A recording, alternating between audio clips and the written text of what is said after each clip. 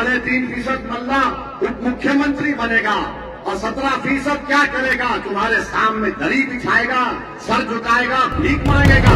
कांग्रेस को वोट देगा, वो दरी बिछा रहा है, यही कह रहे हैं ना, गाली दे रहे हैं ना। तो तुम वहाँ कांग्रेस के लिए वोट मांगो तो तुम बहुत बड़े हिकमती और बहुत बड़े सियासती और बहादुरगंज के लोग कांग्रेस को वोट देते तो फिर ये कांग्रेस पार्टी का एक सांसद बोलता है ओवैसी की जात क्या है, ओवैसी की जमीन क्या है, ओवैसी की दौलत क्या है। अरे सुन, मैं मुसलमान हूं, गयूर मुसलमान हूं। मुसलमान का मतलब कांग्रेस, कांग्रेस का मतलब मुसलमान। मुझको मजहब के तराजू में न तौला जाए, मैंने इंसान ही रहने की कसम खाई है, मुझको हिंदू या मुसलमान न समझा जाए। आपसी लड़ाई के चक्कर में हम इनको फिर जीतने देंगे तो ये हमारी आने वाली नस्लें आपको और हमें कभी माफ नहीं कर पाएंगी।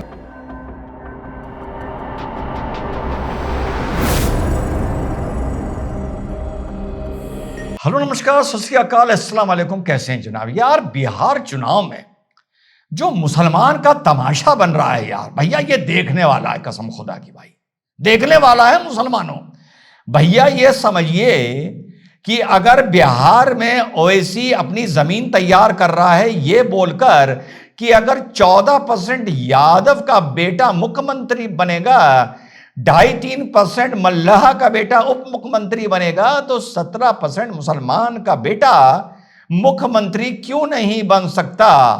वो जय मीम जय भीम करने वाले फलाल अपनी औकात पर आ गए और बात सिर्फ मुसलमान की कर रहे हैं, दलित की नहीं कर रहा है।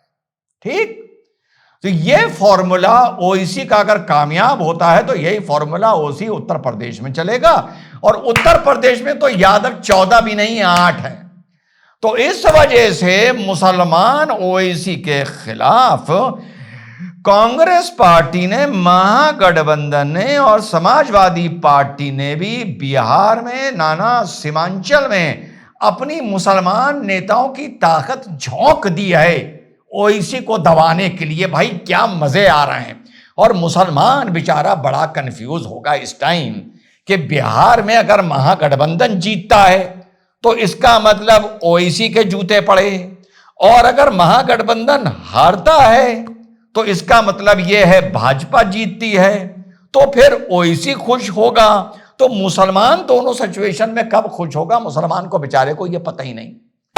तो मैं फॉलो कर रहा हूं बिहार के सीमांचल को ज्यादा, और साहब देखिए कहां सीमित होकर रह गया है मुसलमान नेता। मुसलमान ओवैसी, उसकी बात को काटने वाले मुसलमान इमरान प्रतापगढ़ी, और उत्तर प्रदेश की हमारी बहन इकरा हसन, और सामने जनता भी मुसलमान, और दोनों प्रत्याशी भी मुसलमान। तो भैया बिहार में तो मुस्लिम का अलग ही गेम चल रहा है, अलग ही मैच चल रहा है। तो एक कंपाइलेशन करा है मैंने, जरा उस कंपाइलेशन को देखिए, मेहनत देखिए कि मुसलमान के नाम पर बिहार में क्या मजे आ रहे हैं। पहले सुनिए ओवैसी क्या बोला। मैं सीमांचल की जनता में उम्मीद को जगा रहा हूं, उनको बुज़दिल नहीं कर रहा हूं। मैं सीमांचल की जनता को ख्वाब दिखा रहा हूं, इसलिए दिखा रहा हूं कि इस ख्वाबों को हम पूरा करेंगे इंशाअल्लाह ताला। और हम यहां पर जीतेंगे तो सिर्फ ठाकुरगंज, बहादुरगंज, कोचा दामन, भैंसी, अमूर, जो कि अररिया जीत के लिए नहीं, पूरा गेम बदल देंगे इंशाअल्लाह ताला। पूरा खेल बदलेगा, पूरा खेल बदलेगा। 14% यादव मुख्यमंत्री बनेगा, 3.5% मल्ला उप मुख्यमंत्री बनेगा, और 17% क्या करेगा? तुम्हारे सामने दरी बिछाएगा, सर झुकाएगा, भीख मांगेगा। नहीं जालिमों सुनो, 17% मुत्तहिदा तौर पर वोट का इस्तेमाल करेंगे। यहां पर ओवैसी सुनो जालिमों, ये योगी और मोदी को नहीं कह रहा यहां पर ओवैसी जालिमों कह रहा है, तेजस्वी को, राहुल को और अखिलेश को। मुसलमान भाइयों ये अपनी राजनीति की क्या खिचड़ी पका ली है यार। तुम सब मेरे साथ आ जाओ, सारे फंडामेंटल क्लियर कर दूंगा, सारी राजनीति भी क्लियर कर दूंगा, सारी सामाजिक समस्याएं भी क्लियर कर दूंगा, सारी लीगल और सारी हर तरीके की तुम्हारी समस्याएं समाधान है मेरे पास। मेरे साथ आ जाओ, देखो कैसे तमाशा बन रहा है। खैर, अब ओवैसी का जवाब देने इमरान प्रतापगढ़ी बीच में आए। वैसे तो आम यहां उत्तर प्रदेश के चुनाव में बड़ी, आप लोगों को बढ़िया बात बताऊं, लोकसभा के चुनाव में इमरान प्रतापगढ़ी वगैरह को किनारे बैठा दिया गया था कि बैठो, पीडीए ए तो तुम अपनी फंसी में हमें दोगे, हम पी और डी यानी पिछड़ा और दलित का गेम खेल रहे हैं, तो इमरान प्रतापगढ़ी तुम्हारी वहां ज्यादा जरूरत नहीं है, औकात में रहो। अब सुनिए, वहां पर सीमांचल में सबको छू कर दिया गया है, समझते हैं ना, छू किसको किया जाता है, सबको छू कर दिया गया है कि जाके ओवैसी का बैंड बजाना है। तो सुनिए साहब, इमरान प्रतापगढ़ी क्या काउंटर धर रहा है, सुनिए, काउंटर अच्छा धरा है। चलिए, एक दूसरे का मखोटा नोच रहे हैं, चलिए सुनिए। कांग्रेस को वोट देगा, वो दरी बिछा रहा है, यही कह रहे हैं ना, गाली दे रहे हैं ना। तो मैं आपको एक बात बताता हूँ, 11 तारीख को यहाँ वोटिंग है ना, इसी 11 तारीख को जहां से वो आए हैं हैदराबाद तेलंगाना, घर से 1 किलोमीटर की दूरी पर एक विधानसभा है जुबली हिल्स, एक सीट पर 11 तारीख को वहां भी वोटिंग है। वहां से कांग्रेस का कैंडिडेट है नवीन यादव, उसके लिए यही मोहतरम घर घर जाकर के वोट मांग रहे हैं। मतलब तुम वहां कांग्रेस के लिए वोट मांगो तो तुम बहुत बड़े हिकमती और बहुत बड़े सियासी, और बहादुरगंज के लोग कांग्रेस को वोट देते तो फिरौन।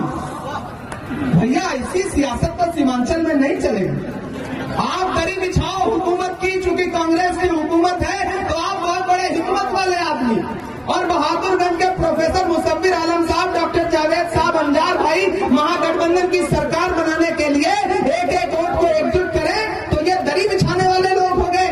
ये गाली नहीं है तो और क्या है, बताइए मुझे, कौन सी कयादत खड़ी कर रहे हो आप? सुना आपने, काउंटर वैसे इसने बढ़िया मारा, क्योंकि अब इसने चार मीनारा वाले ने वहां पर कांग्रेस के तलवे चाटने शुरू कर दिए हैं।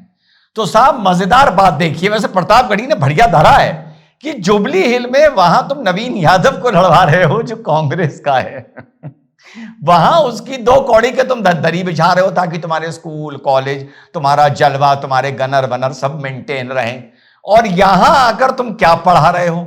अब जब जुबली हिल का नाम आया है तो मुसलमान भाइयों ये भी सुना दें कि तेलंगाना का मुख्यमंत्री क्या बोल रहा है मुसलमानों के बारे में। देखिए, झुंझुना इसी को कहते हैं, छन छन छन छन करके मुसलमान का झुंझुना बजाओ।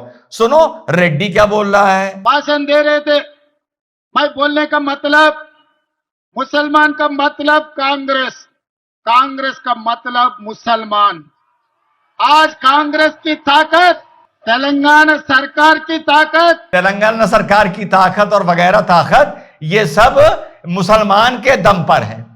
तो वहां ऐसे झुंझुना इनको पकड़ाया जा रहा है हमारे मुसलमान भाइयों को। अब ओवैसी ने क्या जवाब दिया सुनिए। ये कांग्रेस पार्टी का एक सांसद बोलता है ओवैसी की जात क्या है, ओवैसी की जमीन क्या है, ओवैसी की दौलत क्या है।